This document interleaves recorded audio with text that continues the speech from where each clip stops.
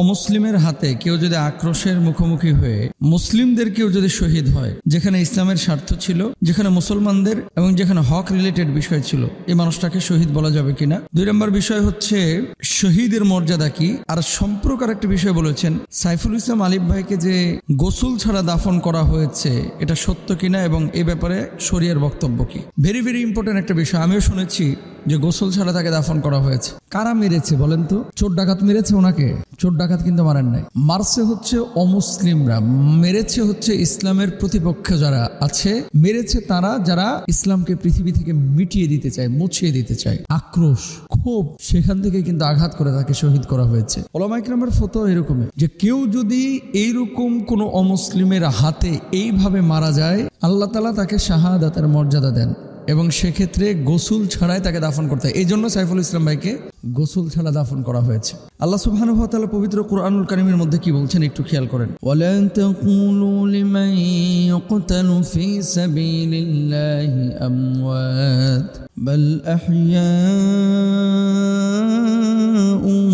ওয়ালাকিন লা তাশউরুন। যারা আল্লাহর রাস্তায় লড়াই করে তাদেরকে তোমরা মৃত বলো না, যারা শহীদ হয়েছে তাদেরকে মৃত বলো না, বরঞ্চ তারা জীবিত, তোমরা তা বুঝো না। এখন সাইফুল ইসলাম আলিফ ভাই তিনি হিন্দুদের হাতে মারা গিয়েছেন এবং তাকে জবাই করে হত্যা করা হয়েছে। কি মর্মান্তিক, কতটা আক্রমণাত্মক, কতটা মানে আত্মঘাতী এবং কতটা হিংস্রভাবে তার উপরে হামলে পড়েছিল হাইওয়ানগুলো। আমাদের এই ভাই আল্লাহ সুবহানাহু ওয়া তাআলা তাকে কবুল করেছেন, শাহাদাতের রমিয় সুধা তিনি পান করেছেন।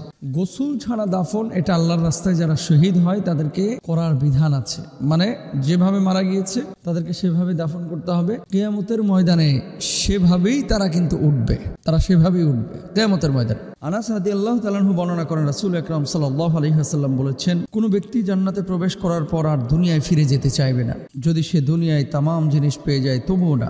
অবশ্য শহীদের কথা আলাদা। আল্লাহ রাব্বুল আলামিন তাকে অপশন দেবে, কি চাও তুমি? সে বলবে যে আল্লাহ তাআলা আপনি আমাকে আবার দুনিয়ায় পাঠিয়ে দেন। বুঝেন নাই কথা?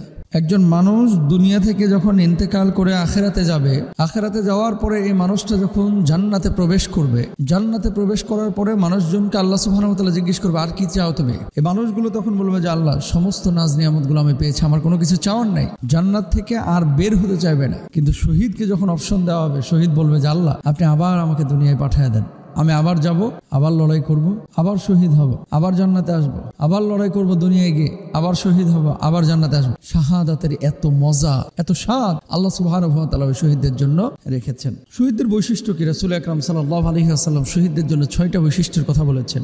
1 নম্বর, প্রথম রক্ত বের হওয়ার সঙ্গে সঙ্গে তাকে ক্ষমা করে দেওয়া হয় এবং শহীদ ব্যক্তি জান্নাতে তার স্থান দেখে নেয়। কবর আযাব থেকে তাকে দূরে রাখা হয়। 3 নম্বর, বড় ভীতি অর্থাৎ কিয়ামতের কঠিন অবস্থা থেকে নিরাপদ থাকবে এই ব্যক্তি। 4 নম্বর, তাকে ঈমানের এক জোড়া অলংকার পরানো হবে। 5 নম্বর, হুরদের সঙ্গে বিবাহ দেওয়া হবে। 6 নম্বর, নিকট আত্মীয়দের থেকে 70 জন ব্যক্তিকে সুপারিশ করতে তাকে সুযোগ দেওয়া হবে। সুবহানাল্লাহ, কি মর্যাদা শহীদের! 42 বছর, 44 বছর, 50 বছর, 60 বছর হয়ে গেছে, অনেক মানুষের শাহাদাতের তামান্না জাগ্রত হয়নি। আমাদের প্রত্যেকের উচিত শাহাদাতের তামান্না অন্তরে লালন করা। আল্লাহ বুঝদান।